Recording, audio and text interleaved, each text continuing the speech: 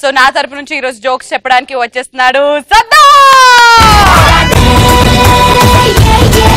ఈ జోక్స్ వల్ల ఈ పిల్లి మిత్రగాడిని ఢీ కొట్టడానికి వస్తున్నాడు మా లెజెండరీ సుధాకర్.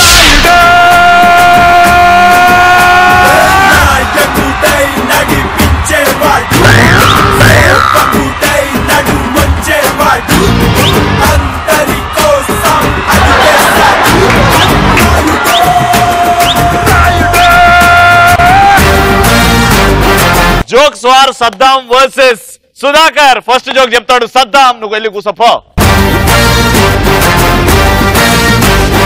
ఇప్పుడు నేను చెప్పే జోక్ ఏంటంటే, మన శ్రీమి కొద్దిగా పెళ్ళయింది. పెళ్ళి ఈమె బాగా తట్టుకోలేక మొగుడు లేచిపోయాడు. లేచిపోతే ఈమె ఏడుతాంది.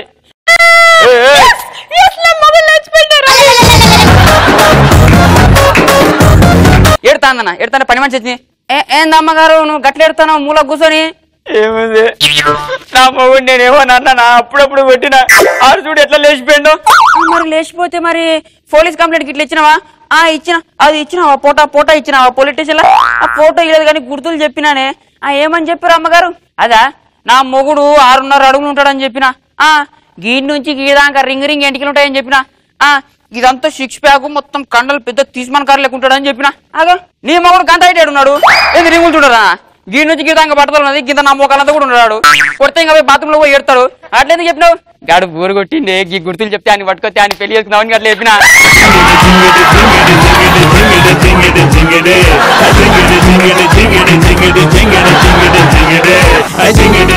గుమ్మడి గుమ్మడి ఆడిందంటే అమ్మాడి డాడీ మెరిసే కూచిపూడి చిందాడి చిందాడి తుళ్ళిందంటే చిన్నాడి మమ్మీ చెప్పుల్లో ఎప్పటికైనా నువ్వు నా గుండెల్లో ఇక్కడ ఉంటావు. నిన్ను మర్చిపోను తల్లి. నువ్వు పుట్టింటికి వెళ్ళా ఇంకెక్కడికి వెళ్ళా అటు చెట్టు ఎటుకెళ్ళిపోయినా నిన్ను మాత్రం సంపి మంచి జోక్ చెప్పు. ఇది మంచి జోక్ కింద రాసిండు మంచి జోక్ అని. ఒక అమ్మాయి ఇందులోంచి ఒక అమ్మాయి హెలికాప్టర్ నేర్చుకోవడానికి అమ్మాయి వెళ్ళింది. అమ్మాయి స్టార్ట్ అయిపోయింది. హెలికాప్టర్ ఒక 100 ఫీట్లు ఎగురుతుంది.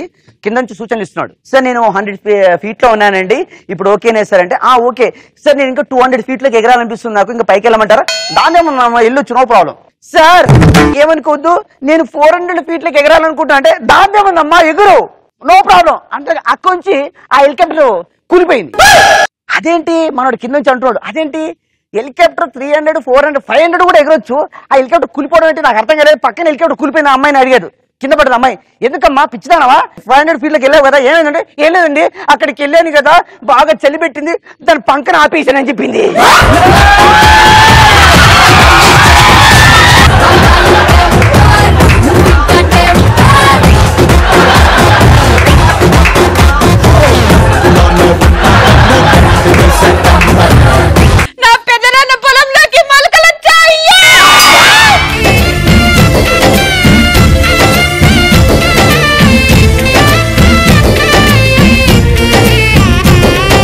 మనడిమక ఓ సారీ ఐ హేట్ యు పెద్దనాన్న.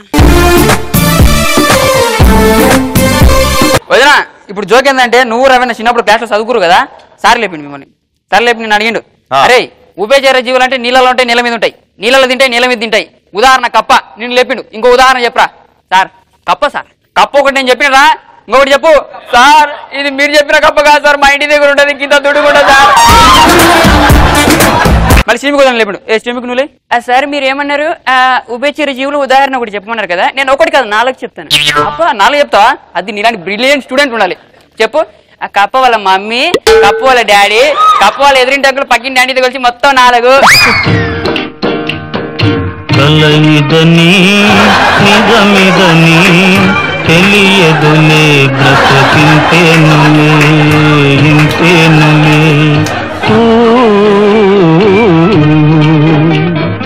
పర్లేదు సద్దాం, మన నెక్స్ట్ జోక్ పేలుతుంది. హోంవర్క్ చెప్పు. కమాన్ సుధాకర్.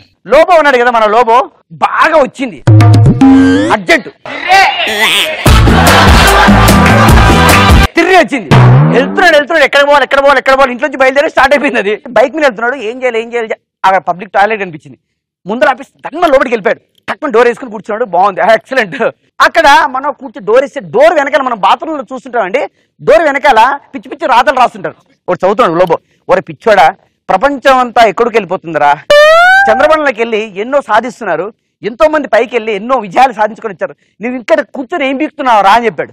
లోబో కోపం వచ్చింది, మనోడు కోపం ఎక్కువేదా, మనోడు చిన్న ఒక పెన్సిల్ తీసుకొని రాస్తున్నాడు, కింద ఏమని రాస్తాడంటే, అవును కదా నాకు కూడా తెలుసు ఆ విషయము, అక్కడ నీళ్ళు దొరకవు కాబట్టి అందుకే ఇక్కడ కూర్చుని అన్నాడు.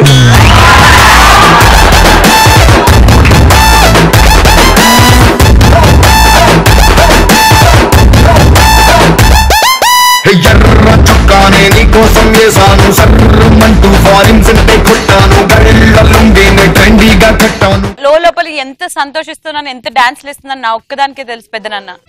ఎన్నెన్నో ఆశలతో